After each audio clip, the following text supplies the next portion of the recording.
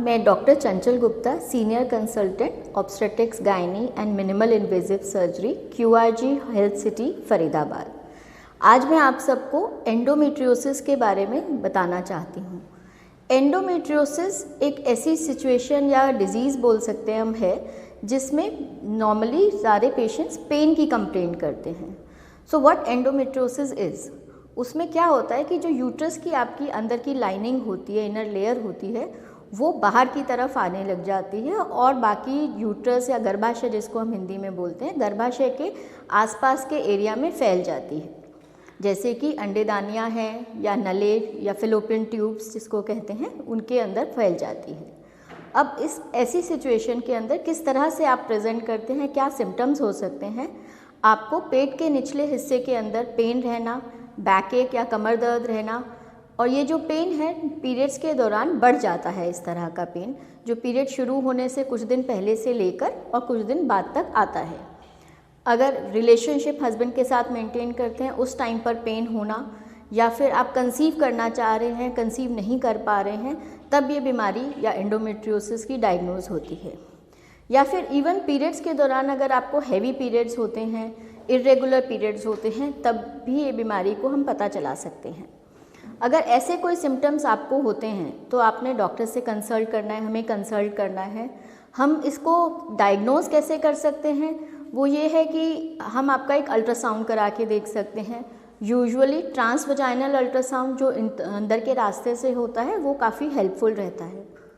Endometriosis के अंदर जब हम आपका अल्ट्रासाउंड कराते हैं तो उसमें ओवरीज में सिस्ट मिल सकती हैं, जो कि एंडोमेट्रियोमास जिसको हम बोलते हैं, या फिर आपके हम कुछ और ऑर्गन्स जो यूट्रस, गर्भाशय या उसके आसपास के एरिया के अंदर कुछ डिपॉजिट्स हमें अल्ट्रासाउंड या MRI में दिखाई दे सकते हैं। अगर अल्ट्रासाउंड या MRI में नहीं आपको हमें पता चलता है, फिर भी हम सस्पेक्ट करते हैं, हम सोचते हैं कि आपको एंडोमेट्रियोसिस है, तो लास्ट ऑप्शन होता है कि हम डायग्नोस्टिक लैप्रोस्कोपी करके देखें कि अंदर क्या है। अब इससे ये कुछ बीमारियां होती हैं जो इससे सिमिलर होती हैं, जैसे कि पेल्विक इन्फ्लामेटरी डिजीज़ या इन्फेक्शन होना, उसके भी इसी तरह के सिम्टम्स होते हैं, तो हम उससे भी डिफ्रेंशिएट इसको कर सकते हैं बाय लैप्रोस्कोपी। नाउ अगर आपको डायग्नोज हो गया है कि एंडोमेट्रियोसिस है तो इसका ट्रीटमेंट क्या है? ट्रीटमेंट ऑप्शंस के लिए आपके पास पेन किलर्स रहते हैं। अगर आपको मिनिमल एंडोमेट्रियोसिस है या बहुत शुरुआत की एंडोमेट्रियोसिस है और पेनफुल पीरियड्स हैं खाली, तो पेन किलर्स के ज़रिए हम आपको ठीक कर सकते हैं। उसके अलावा सेकंड ऑप्शन होता है कि गर्भ निरोधक पिल्स या कॉन्ट्रासेप्टिव पिल्स आपको दी जाती हैं, जो 3 मंथ्स, 6 मंथ्स या 1 ईयर तक आप ले सकते हैं, जिससे ये सिम्टम्स सबसाइडेड रहते हैं। दूसरे ऑप्शंस कुछ होते हैं, इंजेक्शंस भी आजकल अवेलेबल होते हैं, वो आपको एवरी मंथली या 3 मंथली दिए जा सकते हैं। बट इन केस अगर आपकी कोई ये एंडोमेट्रियोसिस की जो प्रॉब्लम है वो नहीं ठीक होती है बाय मेडिकल मैनेजमेंट, तो last but best option would be कि आपको हम लैप्रोस्कोपी से ट्रीट करें।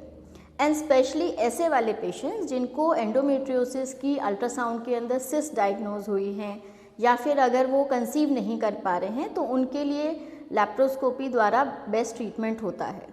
अब हम करते क्या हैं उस लैप्रोस्कोपी के अंदर?